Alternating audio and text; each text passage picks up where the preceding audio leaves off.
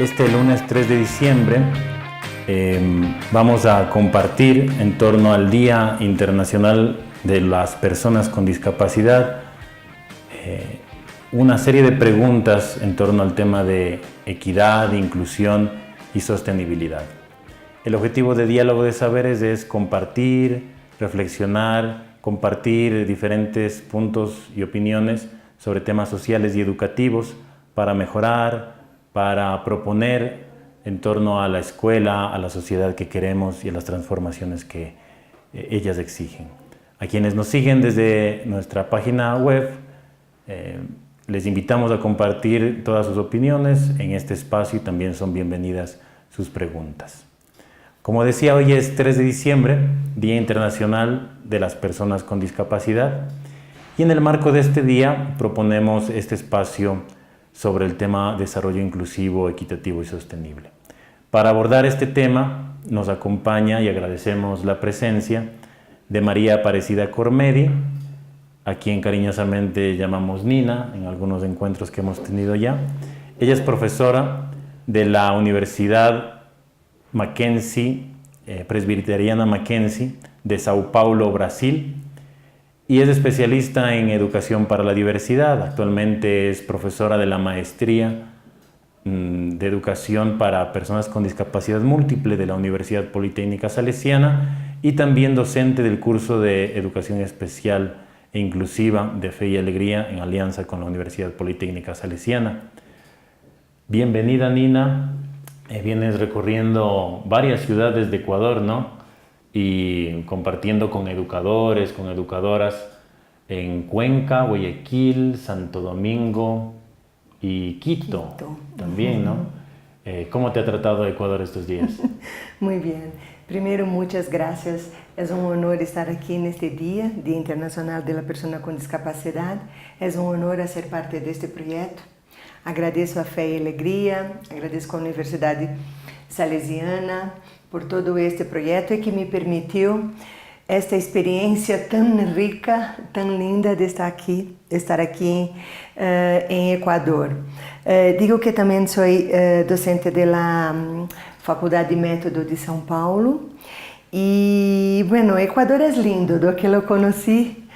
Es una tierra muy linda, de una gente muy amable, muy adorable. Me sentí realmente en casa. Qué bueno. Gracias por tanta calidez así. Una gente muy hermosa. Qué bueno te has sentido en casa. ¿Es tu primera vez acá en Ecuador? Es mi primera vez en Ecuador. En Quito, Santo Domingo, Guayaquil, Cuenca. Mi primera vez en Ecuador y mi primera vez en todas estas ciudades. Pero has trabajado bastante en América Latina, Ah, ¿no? sí, trabajé bastante. Trabajé en bastantes países de América Latina, ¿no? Por el proyecto de Perkins International, puedo trabajar en Chile, Uruguay, República Dominicana, Cuba, Bolivia, Perú, Guatemala y Brasil. ¿Y cuáles han sido los enfoques? Argentina. ¿Cuál ha sido en Argentina? Argentina. También, más cerquita. Ajá. ¿Y cuáles han sido las temáticas, digamos, ámbitos que has podido trabajar en estos países? Bueno, estoy trabajando en esta temática de consultorías hace casi 20 años. Entonces, durante esos 20 años empezamos todo como a temática de currículo, ¿no? Del cambio de toda una educación especializada y especial para una educación inclusiva. Entonces, la temática fue las propuestas curriculares, los programas educacionales individualizados, toda la temática de comunicación y lenguaje, la temática de los apoyos, la gestión institucional, ¿no? La gestión de programas y ahora, últimamente, más particularmente, me encanta la temática de comunicación alternativa, los apoyos para la inclusión y la temática de alineación curricular, de acceso al currículo regular, o sea, la educación inclusiva, la inclusión en la perspectiva familiar, educacional y social Y dentro de la perspectiva educacional, acceso al currículum regular. El derecho que tienen estos estudiantes con todas las discapacidades de acceder al currículum prescripto de cada país, la educación inclusiva y los apoyos para facilitar esa inclusión.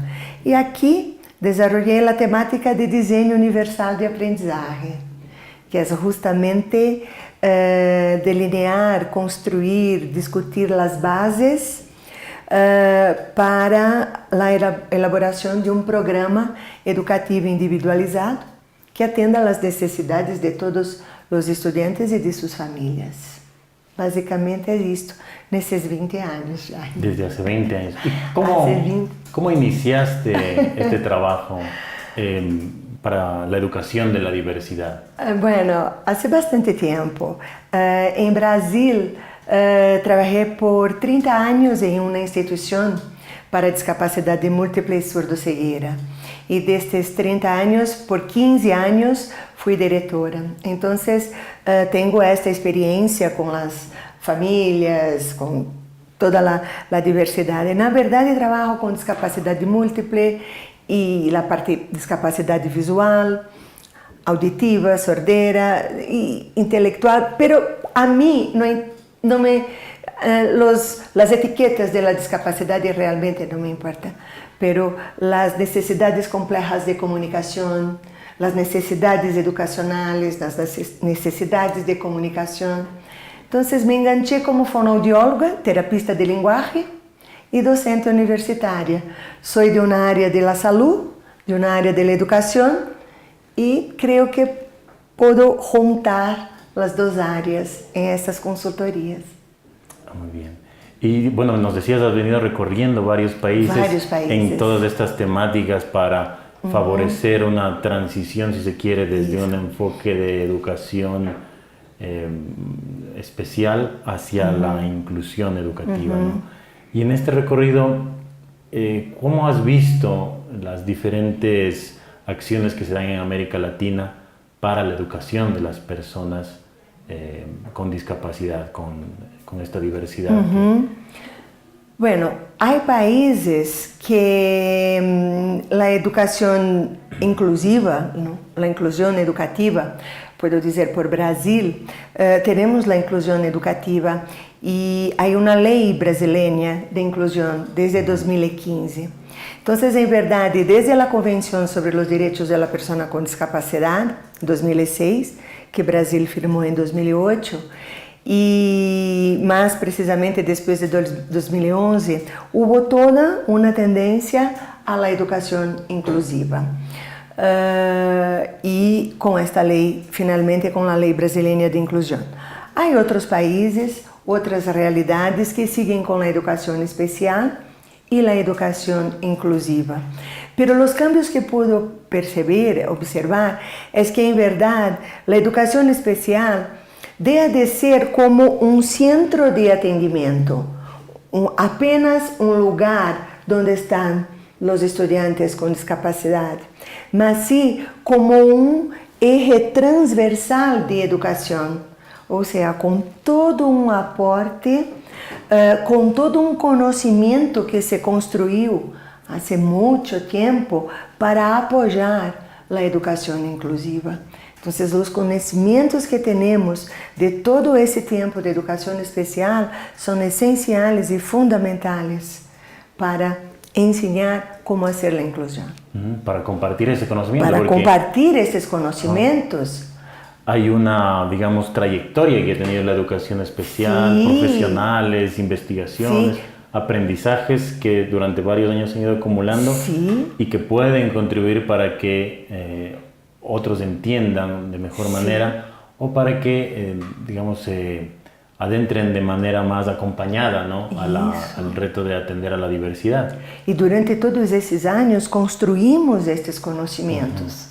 Conocimientos sobre cómo establecer comunicación, cómo hacer los currículums y ahora la alineación curricular, cómo trabajar con las familias, ¿no?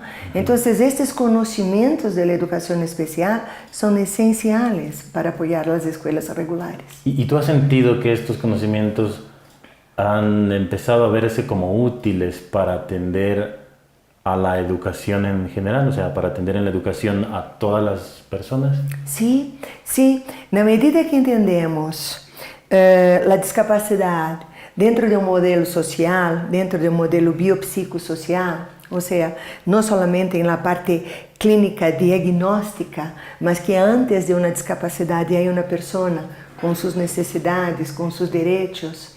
À medida que compreendemos isso, todos os conhecimentos da educação especial se transpõem para a educação inclusiva e apoia para todos os estudantes. Tú mencionabas que entre las temáticas que se estaba abordando ahora es de diseño universal de aprendizaje, ¿no? Entonces entiendo que esta propuesta de educación lo que busca es que los contenidos puedan llegar a todos, estén de tal forma diseñados que todos puedan participar en la medida de, digamos, cuáles son sus potenciales, qué apoyos también necesitan, pero de forma que el educador pueda presentar contenidos, planificar en función de la manera en que sirva para que todos aprendan. Exacto. Eso suena interesante en un aula que tiene, digamos, no importa a quién atienda, tiene diversidad y tiene diferentes formas, ritmos de aprendizaje. O princípio de desenho universal de aprendizagem se baseia em princípio de desenho universal. Ou seja, se temos espaços, ambientes, classes, habitações, edifícios, se temos espaços acessíveis a todos, não? As pessoas mais velhas, as pessoas com discapacidade, Más todos, altas, más más bajas. altas, más bajas, más gorditas, más flacas, ou seja, a toda a diversidade humana. À medida que estes conceitos de desenho universal são efetíveis, ou seja, são praticados, os ajustes são menos costosos e não necessitam ser hechos tantos ajustes. Esse é o conceito em desenho universal de aprendizagem. À medida que um professor, que um docente, planeia sua classe baseado em princípios de múltiplas formas de representação, de múltiplas formas de ação e expressão de seus alunos, basado em las motivações de seus alunos, em las expectativas da família, com toda a parte sensorial, ou seja, os diferentes estilos de aprendizagem de cada aluno, sua classe está preparada para todos os estudantes. Não necessariamente para os que têm discapacidade, mas para os que têm algum transtorno de aprendizagem também. Para os que têm déficit de atenção e hiperatividade, por exemplo. Para os com dislexia, ou seja, para todos os estudantes que têm necessidades específicas. Este é o conceito. O desenho universal de aprendizagem é um desenho de classe para a diversidade de alunos. Y también nos pone a pensar de qué forma nos aseguramos de que nadie se quede atrás en el aprendizaje, ¿no? Sí, este es digamos, un principio que se puede aplicar tanto desde la clase como ya en el sistema educativo, Sí. o como en lo que tiene que ver con, digamos, políticas nacionales, Sí. incluso si vamos más allá a lo que tiene que ver con objetivos de desarrollo sostenible de las Naciones Unidas, ¿no? En donde también, digamos, se pone énfasis en este tema de que vamos a avanzar hacia el desarrollo, pero asegurémonos sobre todo de que nadie se quede atrás. Isto. Sí. Sí. El diseño universal de aprendizaje se une con los principios de la Conferencia sobre los Derechos de la Persona con Discapacidad en un modelo más social de la discapacidad también. Y no solamente la parte educativa, mas la parte social, familiar, participativa, de salud. Cuando pensamos en una persona con discapacidad, hay que juntar salud con educación, la parte de asistencia social y las necesidades familiares también.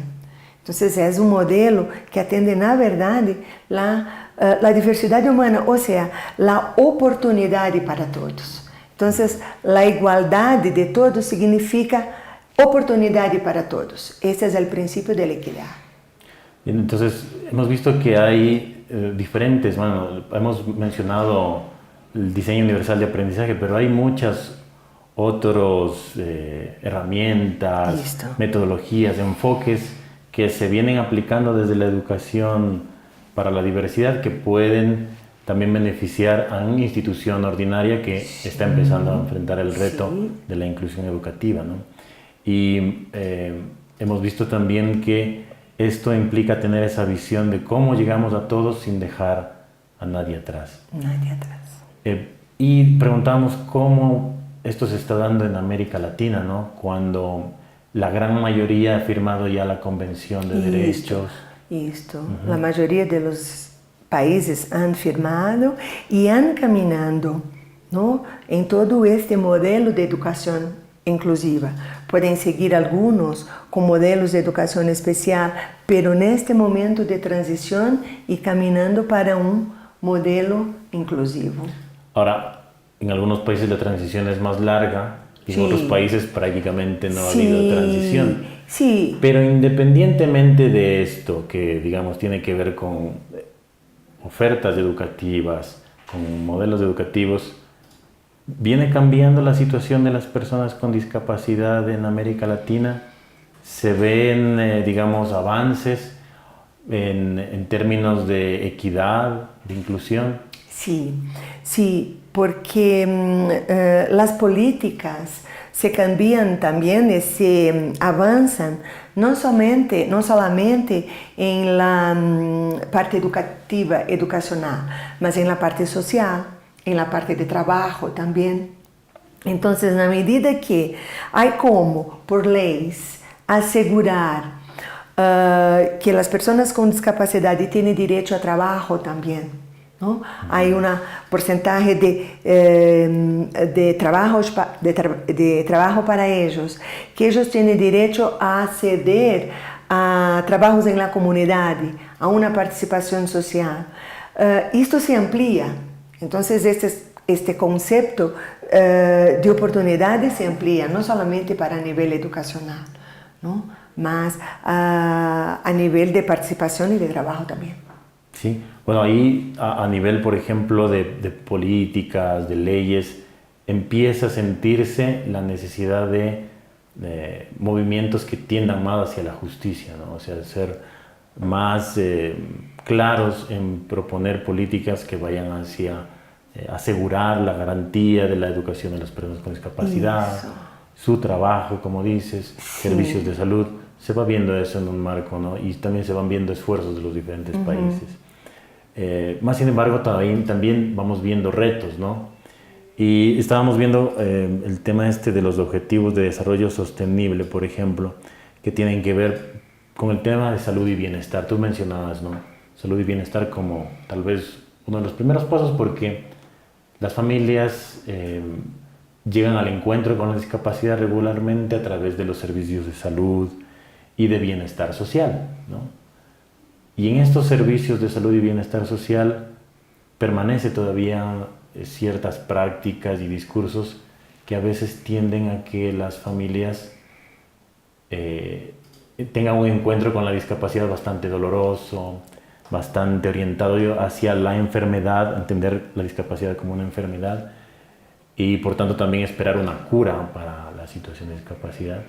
Y viene también marcado por otros temas, ¿no?, como exclusión de los servicios de salud que pone en riesgo al niño, a la niña. Entonces ahí hay una brecha, ¿no? Empecemos por el tema de salud. Desafortunadamente, tú tienes razón. Eso pasa porque a medida que evoluimos bastante en la parte educativa, en la parte social y laboral, en la parte de salud, todavía seguimos un poco con este factor muy médico y rehabilitacional. Mientras tengamos la CIF, Clasificación Internacional de Funcionalidad, entre tener la CIF y asegurar y practicar, realmente hay un espacio de tiempo, ¿no? Entonces, el primer contacto con la discapacidad es un contacto médico. Y es un contacto con el peor, con todo que no puede hacer este niño o este bebé, con todo que no puede hacer. No puede escuchar, no puede oír, no puede ver, no puede moverse. Entonces, es lo que tiene de peor. Y las familias realmente están muy, muy desamparadas. Tú hablas de ese trabajo con la familia y Sí, supongo que tiene mucho sí. que ver con La cómo intervención lograr, temprana. sí, cómo lograr que la familia, a partir Apoyarlas. de ese discurso médico que a veces marca también a la familia con ciertas prácticas o con ciertas decisiones, Sí. cómo se va avanzando en el sistema educativo para pensar más bien en sus posibilidades, en sus habilidades, en sus destrezas, Sí. en los sueños de la familia, del niño, y luego del joven, Sí. del adulto con discapacidad. Sí, sí. E quando muitas de las famílias chegam a um processo educacional, 3 anos, 4 anos, por vezes 5, 6, as famílias já estão tão marcadas, tão doloridas, porque vão passando de médico em médico, de terapeuta em terapeuta. Então, por supuesto que há programas de intervenção temprana e que já trabalham muito com as famílias também, não? Apoiando no nível clínico, terapêutico, pero com uma mirada mais social, en una mirada más en sus potencialidades y habilidades. Seguimos en el tema de salud y tú mencionabas la clasificación internacional de la funcionalidad, la CIF, como un mecanismo para hacer una valoración de la situación de discapacidad. Justamente en estos días, creo que hoy mismo, se está probando en Ecuador el nuevo sistema de clasificación de la discapacidad utilizando los criterios de la CIF. Y esto es algo, digamos, nuevo para el país. Como tú dices, va a ser necesario un proceso en el cual los sistemas de salud, el sistema de salud y todas sus, digamos, componentes se apropien de esto y lo sepan manejar para lograr una valoración de la discapacidad mejor, ¿no? En América Latina se está utilizando, ¿qué pasa en Brasil, por ejemplo? En Brasil la CIF se utiliza, ¿sí? No te digo que es una práctica contundente, pero utilizamos muchos servicios de rehabilitación, se utiliza de la práctica de la CIF para ese diagnóstico y muchos servicios médicos también.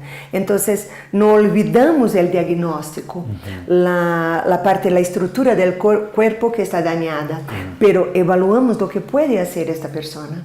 Y en este punto, y la participación social que puede hacer esta persona para que pueda también tener una participación futuramente.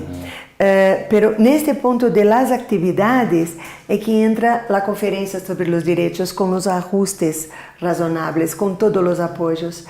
Esta persona solamente con esta discapacidad solamente va a poder participar más efectivamente de una actividad si tuviera, por ejemplo, los apoyos. Entonces, la CIF valora también si es que existen esos apoyos en la situación actual de la persona, ¿no? Exacto. Entonces también hay todo un contexto gubernamental de se asegurar estos apoyos. Entonces, por más que tengamos un diagnóstico basado en la CIF, y si no hay los apoyos que aseguren la autonomía e independencia de este niño, de este adolescente, de este adulto que sea, ¿no? Entonces no se puede poner en práctica también los conceptos del CIF. Muy bien, entonces en este ámbito de la salud, el país, como digo, está empezando Brasil, a utilizar, sí. Brasil también lo utiliza. En el país se utiliza sobre todo para hacer este sistema de registro nacional de la discapacidad, en donde anteriormente, no sé cómo vaya a funcionar ahora, se calculaba un porcentaje de discapacidad, ¿no? Entonces a partir del 30%, entraban ya todas las acciones afirmativas, por ejemplo, para garantizar a la persona, no sé, ciertos derechos en términos de, por ejemplo, reducción de costos, devolución de impuestos, y sobre todo la entrega de un carnet que facilitaba algunos trámites, facilitaba la adquisición de algunas de estas acciones afirmativas en términos de derechos, pero sobre todo entraba toda esta información a un registro nacional, en donde el país puede tener una visión de en qué situación están las personas con discapacidad. Estos registros también son importantes como mecanismos de prevención, de generación de política. Fundamentalmente importantes, porque la etiología, las causas as etiologias que causam a discapacidade, ha cambiado muito nesses últimos tempos, não? A medicina ha evoluído muito, a tecnologia da medicina ha evoluído bastante, evolucionado bastante. Então, hoje temos niños prematuros de 24 ou 25 semanas de embaraço, 26, 27, abaixo de 30 semanas de embarazo. Entonces son niños que, bebés que si tienen un apoyo tecnológico de la medicina, no van a tener tantas secuelas como si no tuvieran um atendimento mais adequado. O que quero dizer com isso nestas encuestas, nestas investigações, nesse sistema de registro? À medida que temos as causas da discapacidade, podemos saber quais são as causas que podem ser evitadas. Exemplo, em Brasil agora, desafortunadamente, temos muitos niños com discapacidade por el vírus de la Zika. Há 20 anos teníamos com rubéola. Hoje temos mais prematuros. Isso passa em toda a América Latina, ou seja, se ha evolucionando as causas e estes registros de informação nos permitem acompanhar, fazer este diagnóstico mais temprano e, principalmente, assegurar também as questões educacionais para eles, porque vão ser diferentes. A temática é diferente dependendo das consequências e das sequelas de cada discapacidade. Outro ponto que creio ser muito importante também nestes registros é a idade que este niño pode aceder à educação. Ou seja, quanto tempo desde o diagnóstico hasta que pueda aceder à educação.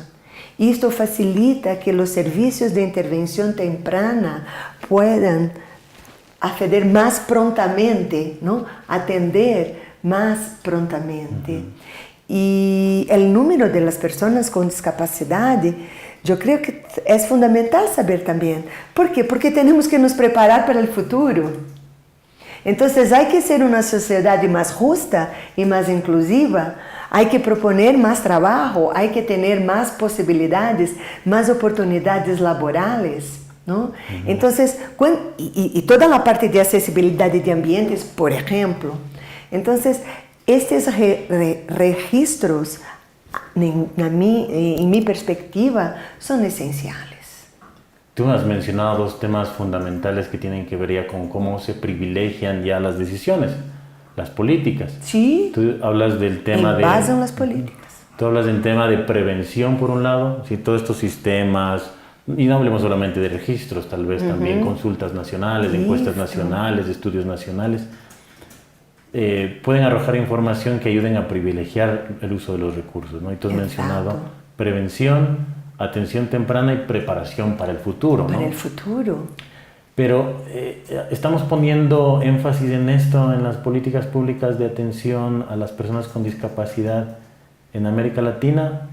¿O a veces cometemos más bien el error de destinar recursos a temas más parche, incluso a veces asistencialistas o recursivos, ¿no? De ayudas técnicas? Sí. ¿Dónde se pone el énfasis? ¿Dónde has visto que estamos poniendo el énfasis? Seguimos todavía con algunos conceptos asistencialistas, donde es necesario dar y hacer con que los recursos sean, por ejemplo, iguales para todos. Entonces, comunicación alternativa, por ejemplo, los mismos tipos de apoyos, vamos a hacer proyectos que puedan garantizar estes apoyos. Braille para todos, por ejemplo. Bastón para todos. ¿Qué significa isso? A medida que estes projetos mais assistencialistas tratam de fazer uma igualdade de apoios, na verdade, não estão garantizando que cada pessoa necessita de apoios diferentes. Então, isto não é, na verdade, igualdade de oportunidade. É diferente. Seguimos com esta parte assistencialista e penso por uma outra maneira também. À medida que seguimos com práticas assistencialistas para nossas famílias, não las empoderamos. Não las damos o devido lugar em nossa sociedade para que puedan luchar por seus direitos, por seus hijos, por seus direitos humanos, por seus direitos de apoio. Então, creo que este cambio de uma parte não tanto assistencialista para uma parte mais de apoio empodera as famílias e as próprias pessoas com discapacidade. Bien, les recordamos que pueden hacer sus preguntas, aportes a través de la página web, la página de Facebook de Fe y Alegría. A su costado derecho tienen la opción para preguntas y Leonardo, que nos acompaña en la parte técnica, nos compartirá estos aportes y comentarios. Estamos en este encuentro Diálogos de Saberes 2.0 con María Aparecida Cormedi en el Día Internacional de los Derechos de las Personas con Discapacidad y vamos a continuación a descubrir algunos elementos más del contexto en el que se encuentra la población con una pregunta de nuestro director de la Regional Sur de Fe y Alegría, Cristian Uvilla, que hasta la semana pasada estuvo en un campamento con familias de estudiantes con discapacidad de Fe y Alegría, acompañando en este campamento. Nos trae una pregunta para Nina y también para quienes nos escuchan. Entonces, Leonardo nos ayuda con el video. Hola, soy Cristian Uvilla, director regional sur de Fe y Alegría, con sede desde Guayaquil. Y mi pregunta sería, ¿cómo podemos acelerar la transformación de la mentalidad de las personas y nuestras comunidades para poder llegar a ese ideal de inclusión radical, de esa inclusión total que queremos en nuestros centros educativos y en nuestras comunidades? Hola Cristian, buenas tardes. Es una pregunta muy difícil porque sigo tentando acelerar durante todo ese tiempo. Yo creo que primeramente hay que respetar las diferentes culturas, no hay cómo, ¿no? Las diferentes geografías, las diferentes culturas y realidades de cada país. Pero sabemos que são direitos humanos. Eu creio que, à medida que empoderamos as famílias, que las apoiamos, ¿no? Que desde o mais temprano possível podemos assegurar-lhes orientação, conhecimento sobre a discapacidade de seu filho, informações essenciais sobre seus direitos, sobre como sobre a discapacidade de seu filho, pero não de la parte tan clínica e médica, pero de la parte de las potencialidades, ou seja, dar a estas famílias uma visão mais positiva para seus filhos, uma visão de potencialidade. Para dar a isso, há que cambiar a mentalidade de muitos docentes também.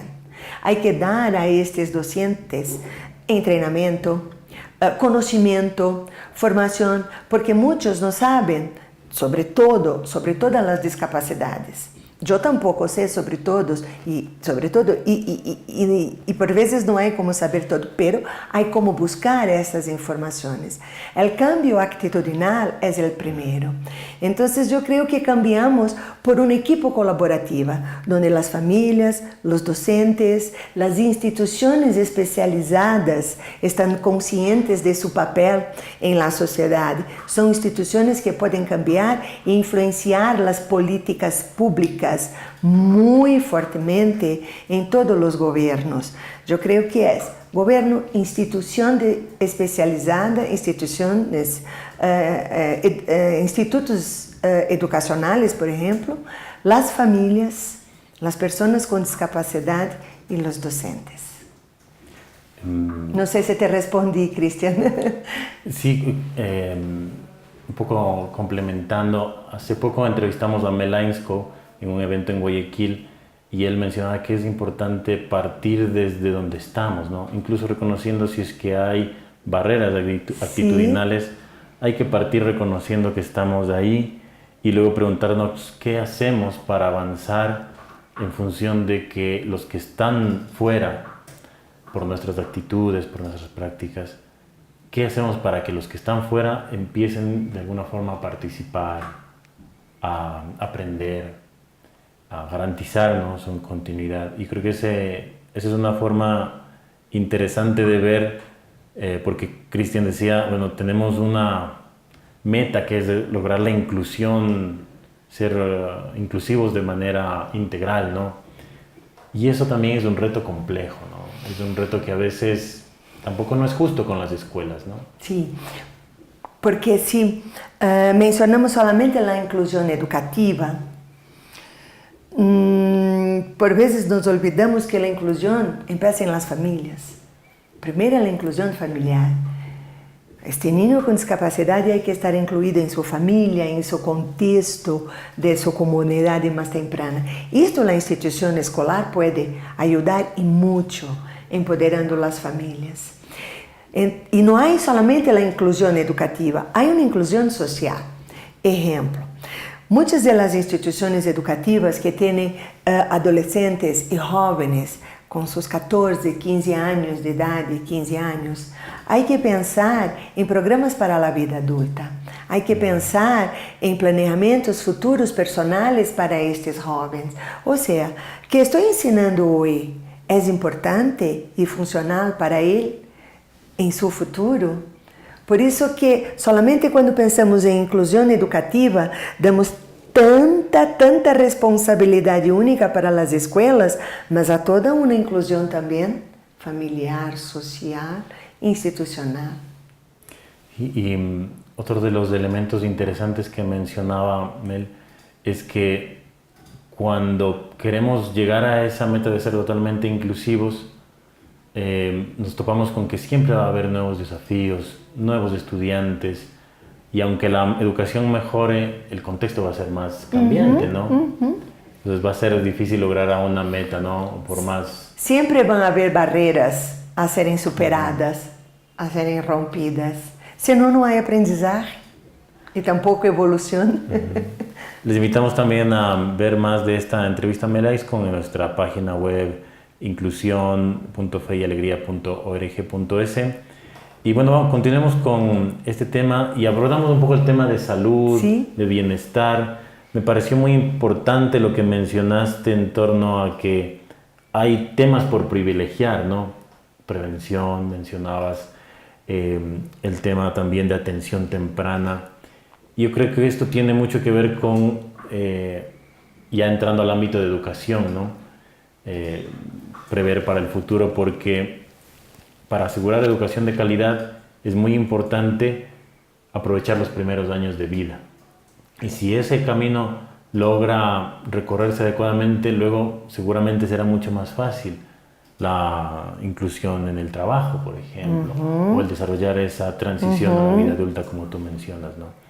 Entonces, esto probablemente tiene mucho que ver con ser sostenibles, porque no podemos mantener una lógica en países que tenemos todavía mucha pobreza de ser totalmente garantistas con todos si no logramos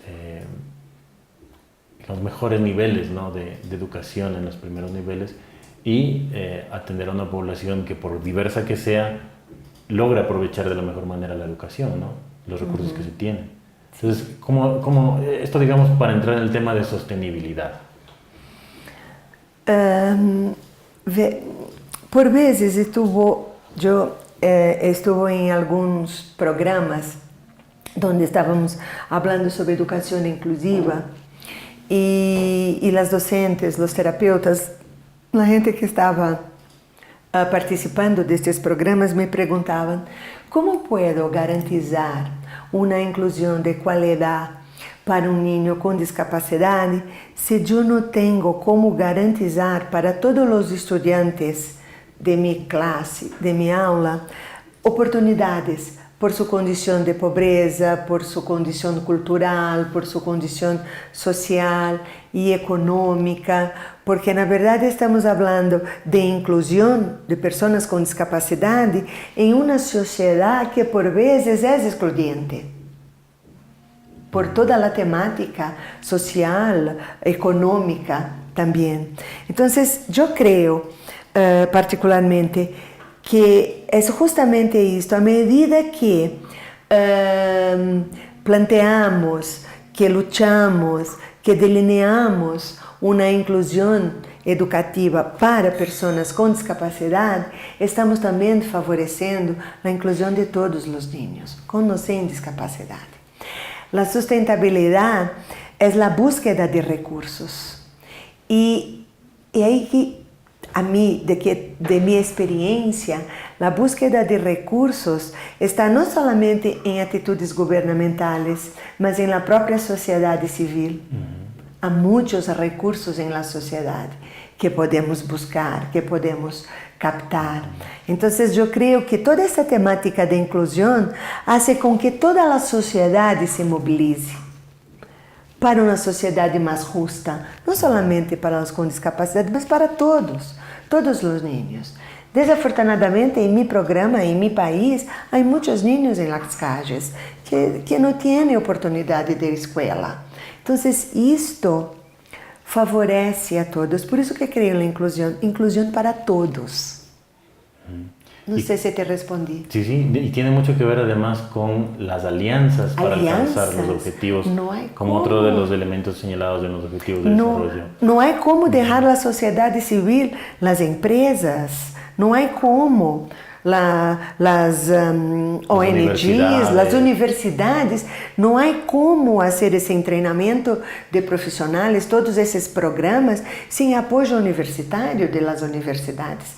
Cuando digo sociedad civil, digo las personas físicas y las universidades, las ONGs, las entidades de terceiro setor, las grandes indústrias y bancos, o sea, toda la sociedad apoyando. Ahora que topamos el tema de universidades, entra también una pregunta sobre investigación, en donde las universidades tienen un rol importante, ¿no? Y esta pregunta es de Ruth Rodríguez, que es madre de un estudiante sordo en la ciudad de Santo Domingo, también que estuvo participando en este campamento de familias y nos trae esta nueva inquietud también para compartirla con Nina y quienes nos acompañan. Hola, mi nombre es Ruth Rodríguez, soy madre de un joven sordo, estudiante de Fe y Alegría. Mi pregunta para el foro es, ¿cómo esta investigación académica ha integrado a la comunidad sorda y los resultados obtenidos de esta investigación, cómo han dado respuesta a las necesidades de esta misma comunidad? Entonces, tiene que ver con cómo se puede vincular a comunidades de personas con discapacidad, de personas sordas, en estos procesos de investigación. Ok. Esse é outro cambio. Há algumas universidades que han avançado bastante nesse processo de investigação. À medida que este processo de investigação tem que dar voz, ou seja, tem que dar oportunidade e investigar diretamente com as famílias, diretamente com essas pessoas com discapacidade.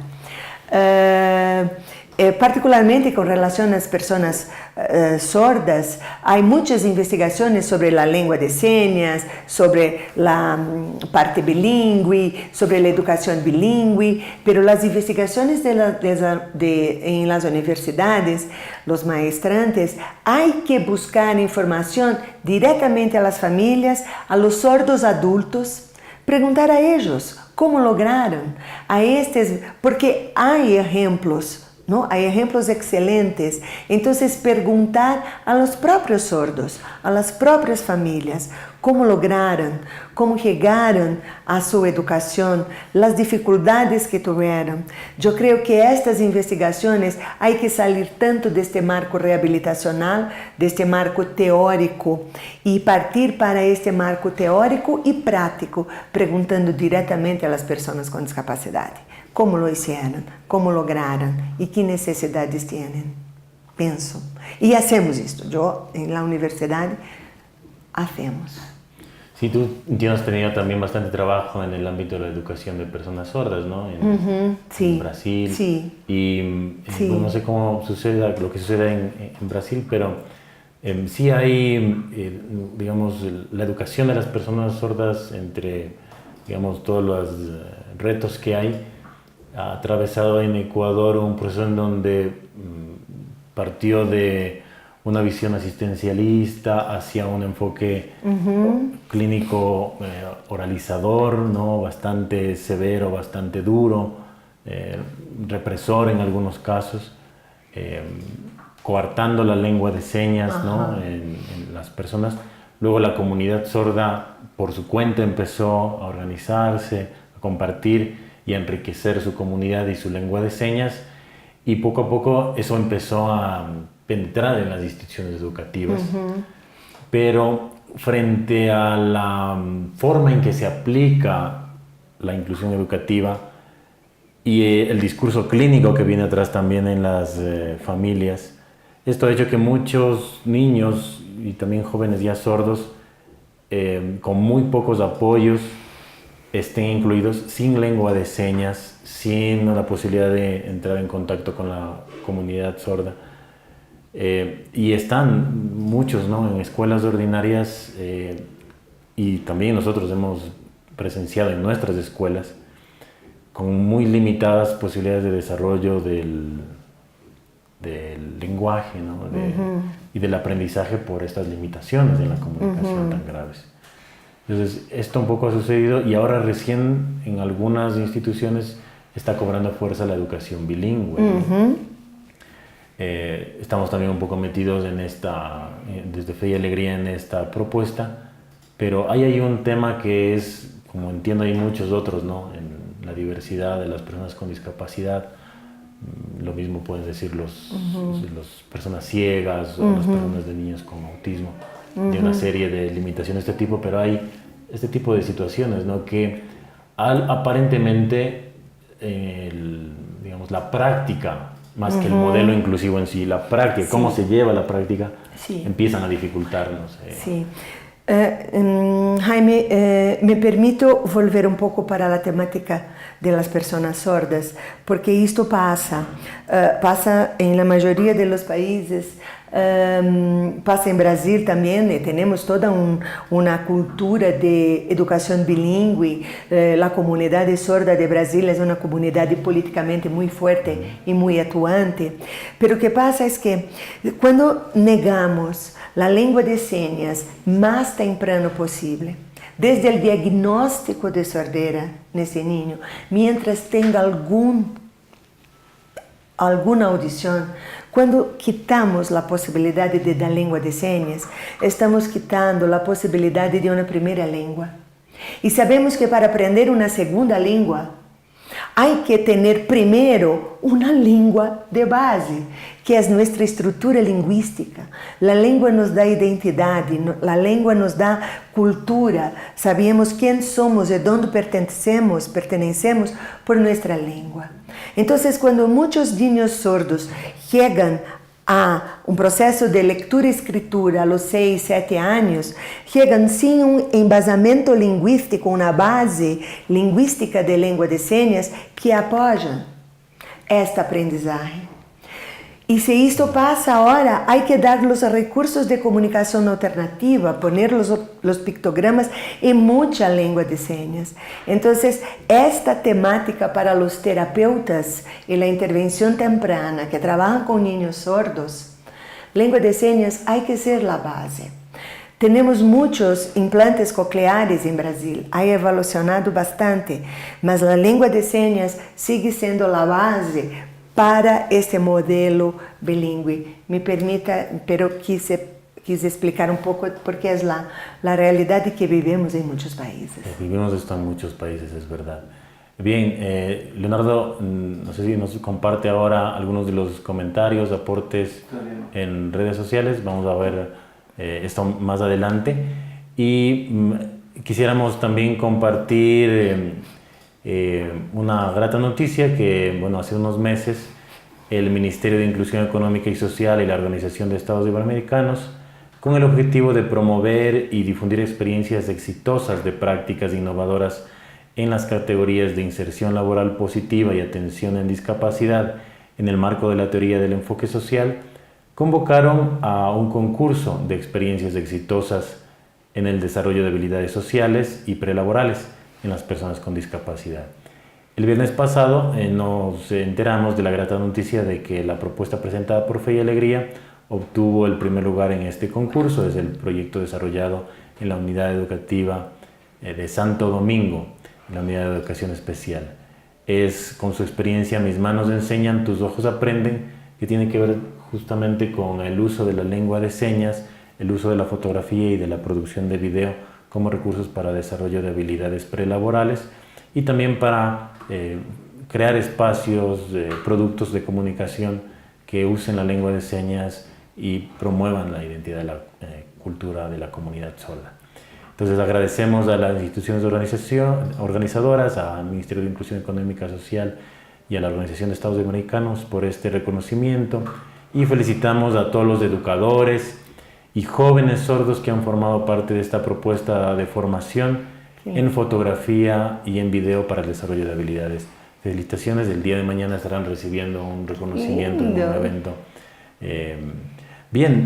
Vamos con algunas conclusiones de este rico espacio de diálogo de saberes con María Aparecida Cormedi de Brasil, docente de la Universidad Politécnica Salesiana y que nos ha acompañado también en el programa de formación a nuestros educadores de Santo Domingo y Guayaquil.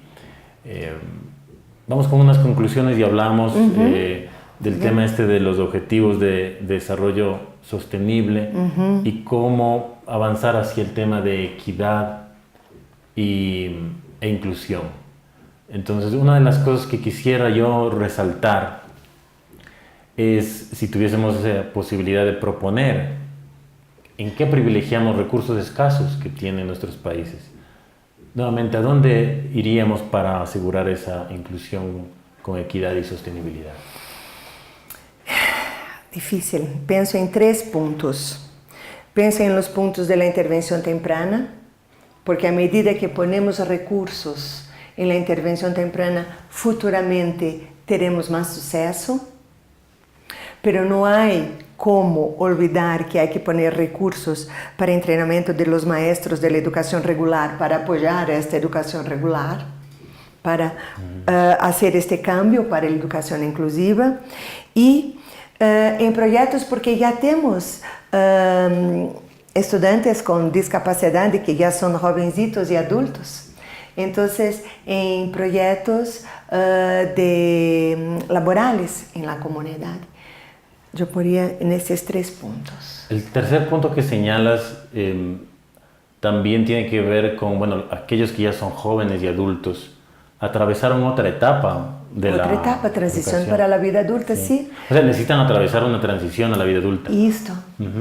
Pero también su vida fue más compleja porque no existía la convención, no existían ofertas educativas más alineadas hacia un enfoque inclusivo. Entonces, fue más injusta la sociedad con ellos, ¿no? Totalmente. Sí, entonces ahí hay, digamos, algunos elementos de justicia social que requieren también considerarse, ¿no? Sí, yo creo que una temática de la Convención de los Derechos de la Persona con Discapacidad es justamente esto.